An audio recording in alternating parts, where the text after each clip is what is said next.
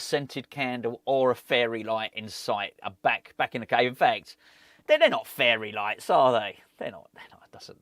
They are moody LEDs. I've not switched them off blue for. Maybe I should switch them every time we sign a player. It's not going to be switched off very often. I think we're going to sign some more, though. I really do think we're going to sign some more. Well, in fact, it's not just me thinking it. The Standard are saying it.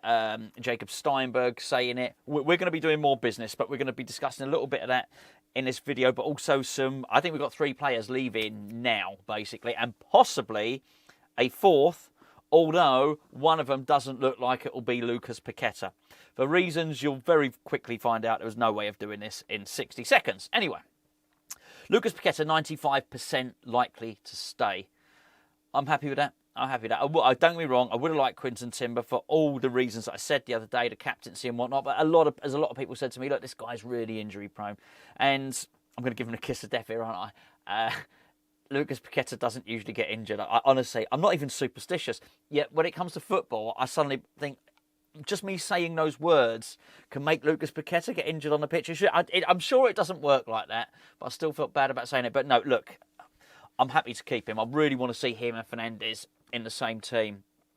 I like Fernandes because he's multifaceted, and I was thinking about it earlier, and I was talking, when I did the video yesterday, and I was talking about, the tackling and the carrying the ball forward, the dribbling, the passing range, and all that stuff.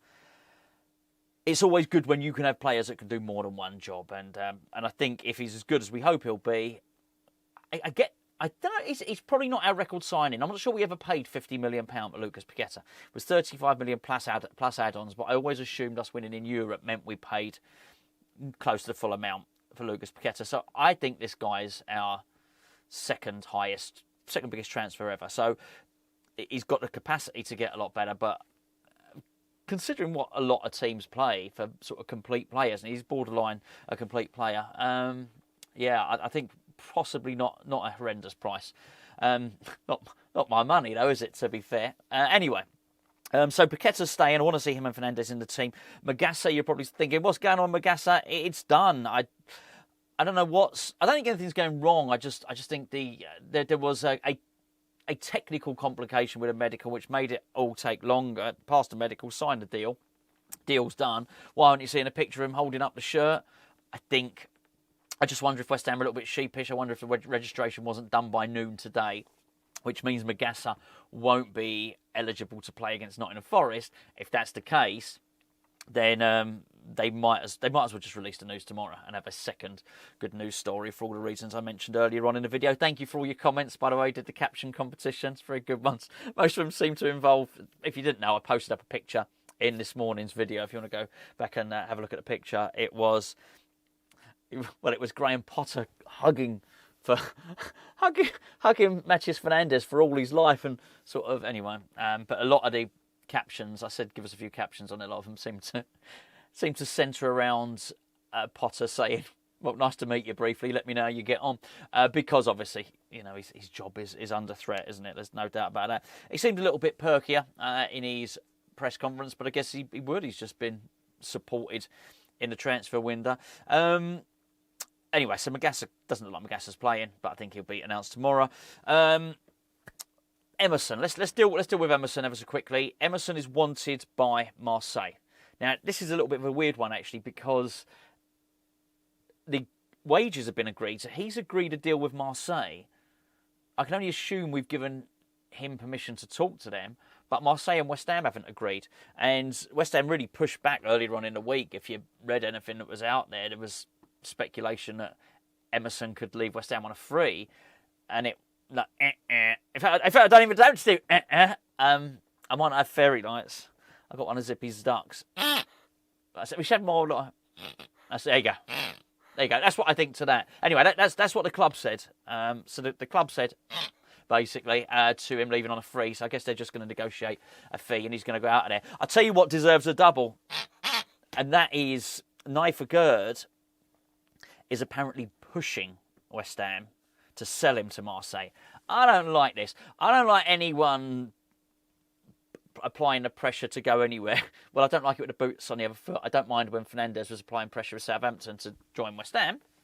I guess. I think the thing is, you sort of understand. You know, like when it was like Payet was pushing to go back to France, and you think, yeah, you know, okay, you're brilliant, you know, and he was absolutely brilliant.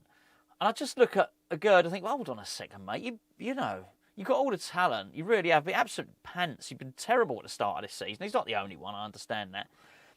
I hated his lack of urgency after the penalty had been missed, after Wolves hit the post with their penalty.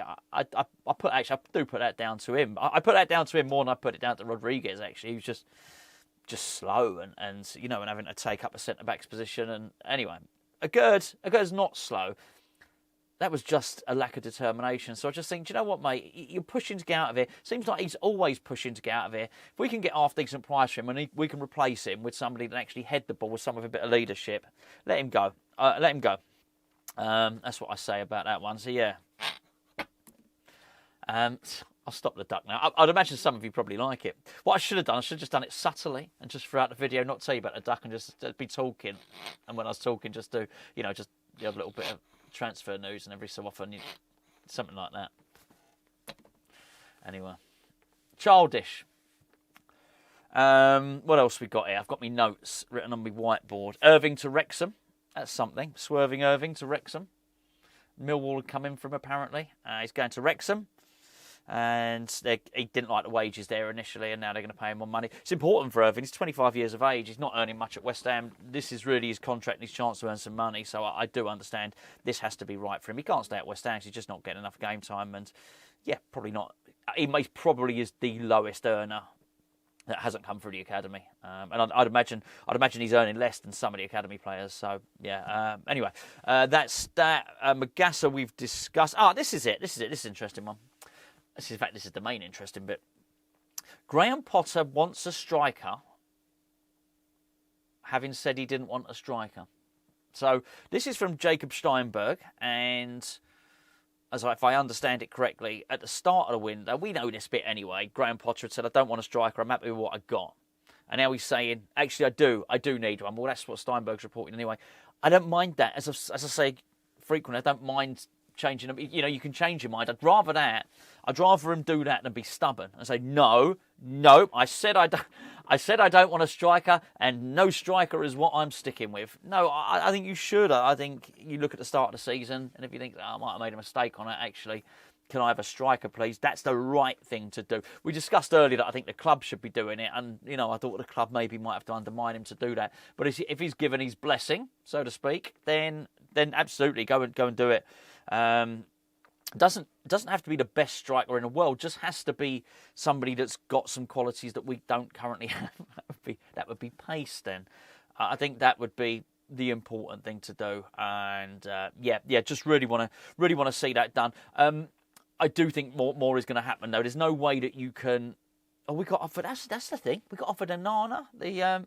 Not the good one that plays for Everton, the one that plays for Man United. And apparently we said, no, it's all right.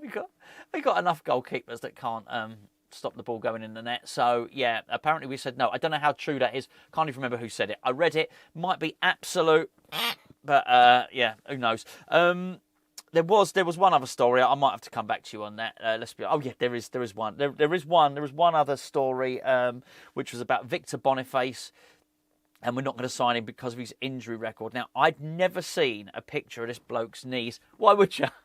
Why would you have seen a picture of anyone's knees? In fact, I don't know why I'm saying it with any surprise. I've never seen a picture of Victor Boniface's knees. I don't think anyone has ever sent me a picture of anyone's knee before. But anyway, yesterday I got sent a picture of Victor Boniface's knee. It didn't look like a knee. It looked like, I don't know what it looked like. It looked like I'd gone through like a mangle or something. It did not look. It looked like it had been heavily operated on. It didn't look like any knee I'd ever seen in my life. I thought, oh man. Mind you, he'd probably pass a medical at West Ham. Truth be known, no, he wouldn't. Anyway, we're not interested in him. That's not right. I just thought, oh man, yeah. If I were him, I don't think he's passing a medical anywhere. I'd just be. I think it's one of those ones where you're just going to have to see out your contract, get every penny you've got, And then if you can play football in the future, he needs to be on one of them Callum Wilson type deals or something like that. But I do think if Aguerd goes, we'll get in a centre-back. I think if Emerson... I don't necessarily think Emerson going means we get someone in. I don't think if Irving going means we get someone in. But I do think more players are coming in. Thomas Souček, that's the other one. The bid from Everton was too low, so will they come back in with another one? I'm still saying... I said this before he scored the other day. If you look at a video before he scored the other day, he will score goals. And we are not in a position to let someone go that will score goals. We're just not. Do I think he should be in the first team? No, I don't.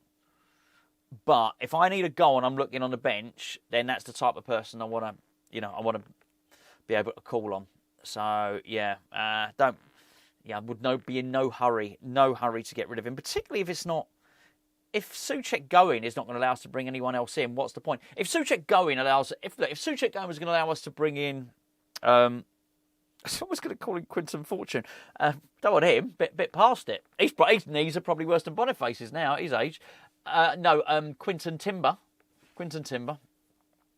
Then I'll be fine with that because I think you're going to get a better all-round player, but you're also going to get the goals as well. Different goals. You're not going to get those type of goals that Souček scores, but you will get goals with Timber. So there you go. Right, anyway, that's it. You understand how all that wouldn't have fit into 60 seconds. I've not finished the 60 seconds, by the way. It's just had verbal diarrhea recently, and I'm not the only one.